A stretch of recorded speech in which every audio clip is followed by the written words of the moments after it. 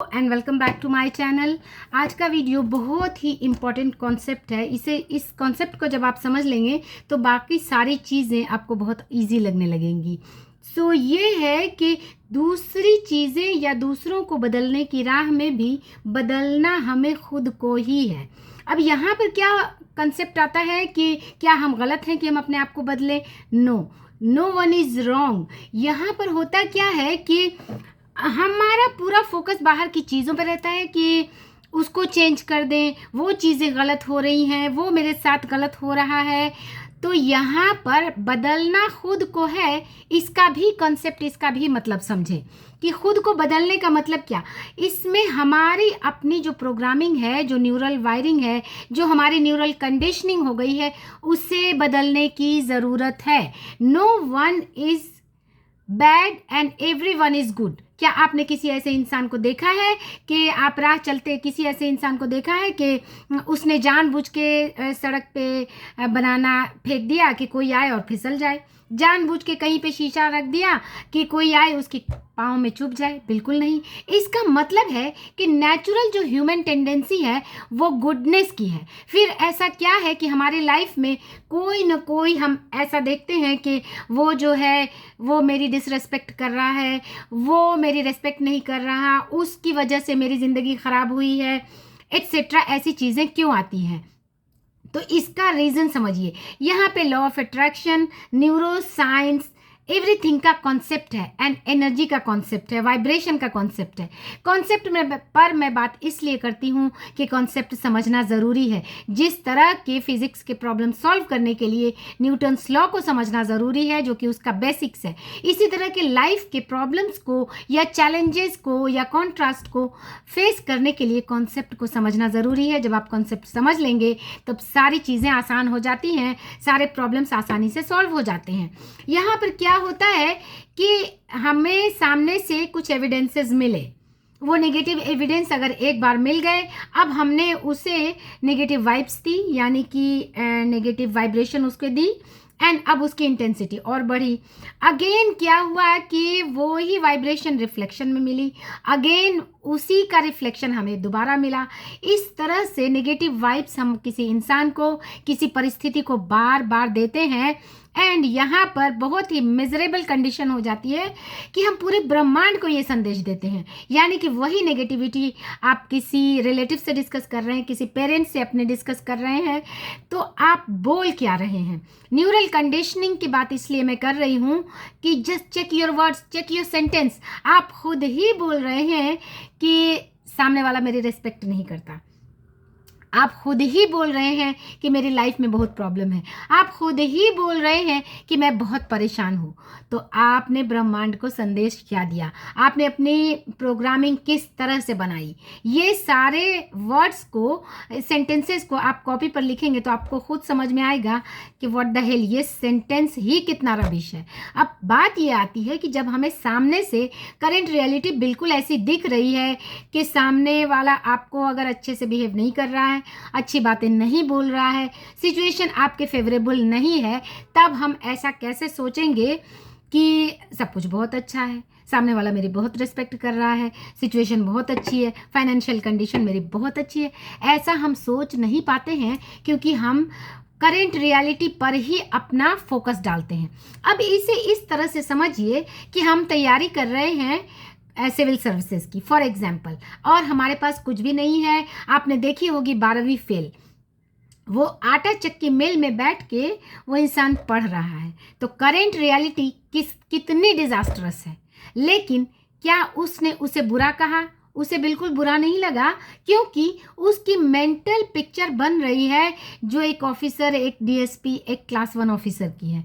तो उसे current reality में कुछ ऐसा बुरा नहीं लग रहा है, उसे ऐसा लग रहा है कि ये तो current situation, I am preparing for my best, I am preparing for my best life. तो उसे वो चीज़ें जो कि एक आटा चक्की में बैठ के, जहाँ पे धूल है, गर्दा है, गंदगी है, सारी चीज़ों के बाद भी उसे कुछ भी बुरा नहीं लग रहा। यही सिचुएशन समझने की ज़रूरत है जब हम किसी नेगेटिव सिचुएशन को फेस कर रहे होते हैं। तो हमें करंट रियलिटी बिल्कुल ही बेकार दिख रही है, बट हमें क्या करना है, क्रिएट करना है मेंटल पिक्चर जो कि बहुत अच्छी है। तो रेसिस्टेंस कौन क्रिएट कर रहा है? क्या सामने वाला रेसिस्टेंस क्रिएट कर रहा है? क्या सराउंडिंग हमें रेसिस्टेंस क्रिएट कर रही है? नो, यहाँ पे हम खुद ही रेसिस्टेंस क्रिएट कर रहे हैं, खुद ही करंट रियलिटी में उलझे फंसे हैं, और जो कि बहुत ब्यूटीफुल रियलिटी आपको हो सकता है कुछ महीने बाद, कुछ साल बाद आने वाली है, उसका दरवाज़ा आप खुद बंद कर देते हैं।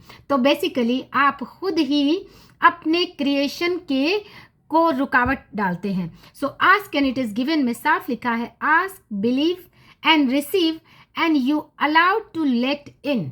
यानी आस्क, बिलीव, रिसीव, ये जो बुक है यहाँ पर, ये जो इतने बड़े ऑथर ने लिखा है ask and it is given, ये इन्होंने यूं ही नहीं लिख दिया कि ask and it is given, यानी आपने कुछ चाहा और वो आपको मिल गया। तो यहाँ पर सबसे पहले गलती हम करते हैं कि चाहने में हम कंफ्यूज हैं, क्या करें? तो हम तो पहली बात चाहने में ही कंफ्यूज हैं, यानी हम डिक्लेरेशन में ही कंफ्यूज हैं कि हमें चाहिए क्या। तो सबसे पहले क्लैरिफाई करिए, अपने माइंड में एक क्लियर पिक्चर बनाइए, और उसके लिए शांत मन से होना बहुत ज़रूरी है। अगर हमारा ध्यान बाहर के लोगों पर, बाहरी चीज़ों पर रहेगा तो हम क्लियर पिक्चर ही नहीं बना पाएंगे। यानी कि एक नदी में भी अपना अक्स देखने के लिए उसे शांत होना पड़ता है, तब आपको अपना चेहरा दिखाई देता है। आपने खुद पत्थर फेंका हुआ है और उसमें वेव्स चल रही है, आपको अपना चेहरा दिखाई नहीं देगा। इस तरह से फ्यूचर की जो ब्यूटीफुल रियलिटी है वो आपको दिखाई ही नहीं देगी, क्योंकि आपका मन शांत नहीं है। तो सबसे पहले मन शांत होकर शांति से बैठें, मेडिटेट करें एंड अपने आप से सवाल करें, मुझे चाहिए क्या? आपको खुद जवाब मिल जाएगा क्या चाहिए। बिलीव, एंड उसके बाद बिलीव करना है कि ये मिल सकता है, मिल रहा है, मिल चुका है। एंड अलाउ, लेट इन, जिसे लेट गो कहते हैं, बुक में लिखा है लेट इन। तो लेट गो एंड लेट इन का कंसेप्ट भी समझे। मैं तो कंसेप्ट पर ही बातें करती हूँ, क्योंकि मैंने मेडिकल साइंस की बुक पढ़ी है, मैं सिविल सर्विसेज मेंटर भी हूँ, तो मैं तो कंसेप्ट पर ही बातें करूँगी। मेरा थॉट प्रोसेस बहुत कंसेप्ट बेस्ड रहता है। तो लेट गो का मतलब है कि उसे छोड़ देना, उसे ब्रह्मांड के आगे सरेंडर कर देना। एंड जो ऑथर लिखती हैं लेट इन, यानी कि जो हमने मांगा यूनिवर्स से और जो बिलीव किया उसे आने तो दीजिए। अगर दरवाज़ा बंद है, दरवाजे के बाहर आपको बाहर से कोई बहुत अच्छी चीज़ या आपका कोई बहुत फेवरेट पर्सन, जो कि आपका एसपी है, आपका स्पेसिफिक पर्सन है, जो कि अभी आपको उसकी इमेज अच्छी नहीं दिख रही है, आप चाहते हैं कि वो बहुत अच्छा बन के मेरे घर आए, तो उस दरवाजे को पहले खोलिए।